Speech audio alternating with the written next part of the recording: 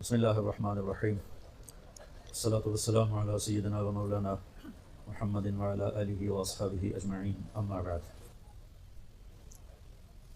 میرے محترم بھائی اور دوستو، حضرت علی رضی اللہ تعالیٰ عنہ کا فرمان ہے، الموت لیس منہ الفوت، ان اقمتم لہ اخذکم وان فررتم منہ ادرککم، فالوہا فالوہا فالنجا فالنجا۔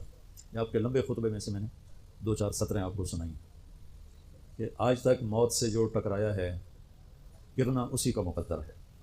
اجل ہی نے چھوڑا نہ کسرا نہ دارا، بڑے بادشاہ تھے کسرا ادارا، اسی سے سکندر صفاتے بھی ہارا، ہر ایک لے کے کیا کیا نہ حسرت سے دھارا، پڑا رہ گیا سب یوں ہی ٹھاٹھ سارا، جگہ جی لگانے کی دنیا نہیں ہے، یہ عبرت کی جا ہے تماشا نہیں۔ تو فرمایا حضرت علی نے رضی اللہ تعالیٰ عنہ نے، لڑو گے تو پکڑ مارے جاؤ گے، شکست کھاؤ گے، بھاگو گے پکڑے جاؤ گے، ان فررتم منہ ادرککم، بھاگو گے پکڑے جاؤ گے۔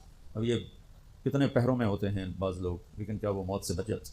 موت تو سب کے لیے، لہٰذا کیا کرو، الوحا الوحا، الوحا کا مطلب جلدی کرو جلدی کرو۔ کس چیز کی جلدی کرو؟ النجا النجا، اللہ کی بارگاہ میں پیش ہونا ہے، وہاں کامیاب ہونے کے لیے کچھ جلدی کرو۔ اس جلدی میں کیا کرنا ہے؟ تو فرمایا احی قلبک بالموعظہ، دل کو زندہ رکھنا قرآن کے ذریعے سے۔ جیسے پانی سے گھاس پھول پھل زندہ ہو جاتے ہیں، روح سے ہم زندہ ہیں، تو فرمایا دلوں کی زندگی قرآن سے ہے، قرآن سے دلوں کو زندہ رکھنا۔ ایک حدیث ساتھ یاد آ گئی، وہ بھی اسی کے ساتھ ایڈ کر کے سناتا ہوں۔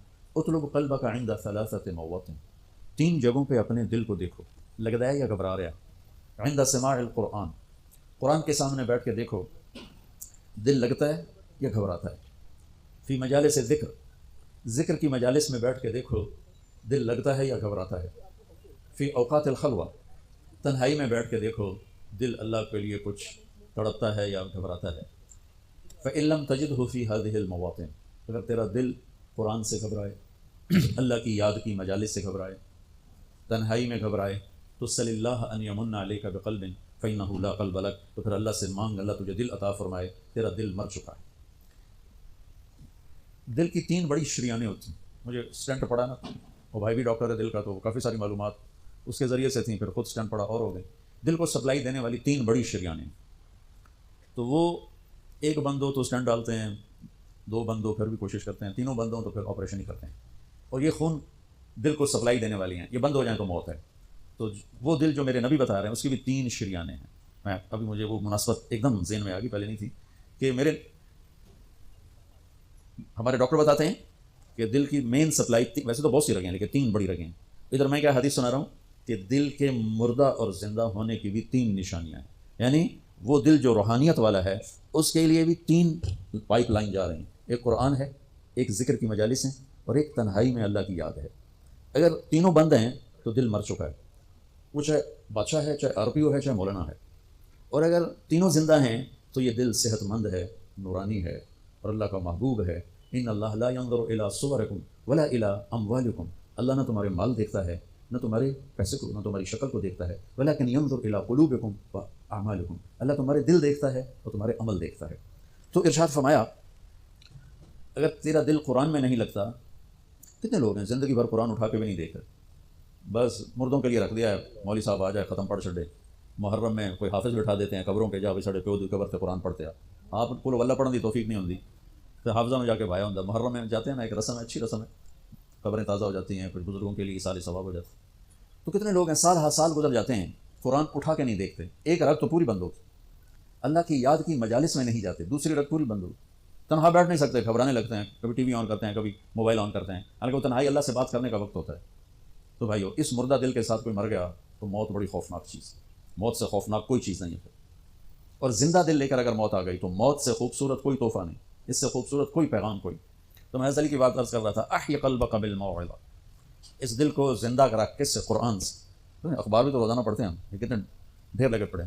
تو میرا دل جو زندہ ہوگا وہ قرآن سے ہوگا، ونورہ بالحکمہ، اور اسے روشن کر، وہ کس سے؟ کا نبی کی باتوں سے، نبوت کے تذکروں سے، نبوت والے اخلاق سے، نبوت نبی کی سیرت سے اس کو زندہ کر۔ وقوہ بالزہد، اور دنیا کی بے رغبتی سے اس کو طاقت دے، دل کا ٹونک زہد ہے، دنیا کی بے رغبتی۔ وذللہ بالموت، اس کی بھی لگام ہے، بے لگامہ ہو جائے تو تباہی پھیر دینا ہے. اس کو لگام چڑھا، موت کی یاد کی، وقررہ بالفنا، اور اس سے اقرار لے کے مر جانا ہے، مر جانا. بھائی بڑے سے بڑے عدد کو زیرو سے ضرب دو تو زیرو ہو جاتا ہے. 100 انٹو زیرو زیرو، اور ٹریلین انٹو زیرو زیرو، 1 ارب ضرب زیرو زیرو. اللہ کی قسم ساری زندگی کی عزت، دولت، شہرت، بلندیاں، مرتبے، حیثیتیں، عہدے جب موت سے ضرب کھاتے ہیں زیرو ہو جاتے ہیں. تھوڑی دیر پہلے وہ مولانا طارق جمیل کہلا رہا تھا، اور 1 سیکنڈ کے بعد ڈیڈ باڈی میت، ڈیڈ باڈی میت. اولاد بھی نہیں کہتی، اولاد بھی کہتی میت چاہو، منجی چاہو. ہمارے دیہاتوں میں کہتے ہیں منجی چاہو، میت چاہو. 1 سیکنڈ پہلے وہ ہے بادشاہ وقت، اور 1 سیکنڈ کے بعد وہ ڈیڈ باڈی کہلا رہا ہے، اور وہ میت کہلا رہا ہے، اور وہ مردہ کہلا رہا ہے. یہ ساری زندگی کی کمائیاں جب موت سے ضرب کھاتی ہیں نتیجہ زیرو ہو جاتا ہے. صرف ایک ہستی ہیں جن سے پوچھا گیا، باقی تو کون پوچھتا. وقت لکم میعاد یوم لا تستاخرون عنہ ساعۃ ولا تستقدمون. تم سب کا ایک دن مقرر ہے، وہ آئے گا تمہیں اٹھا کے لے جائے گا.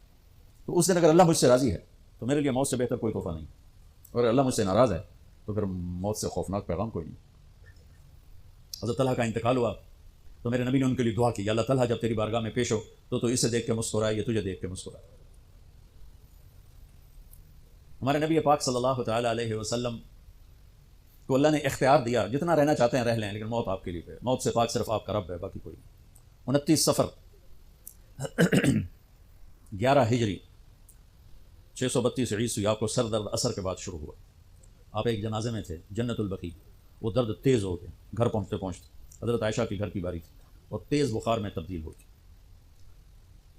تو یہ مہینہ 29 کا تھا. 29 دن یہ اور 12 دن اگلے، 13 دن آپ نے بخار اور سر درد میں گزارے، اور اسی بیماری میں جا کے نمازیں پڑھاتے تھے. آپ کے جانے میں 5 دن باقی تھے تو آپ کا بخار بہت تیز ہو گیا.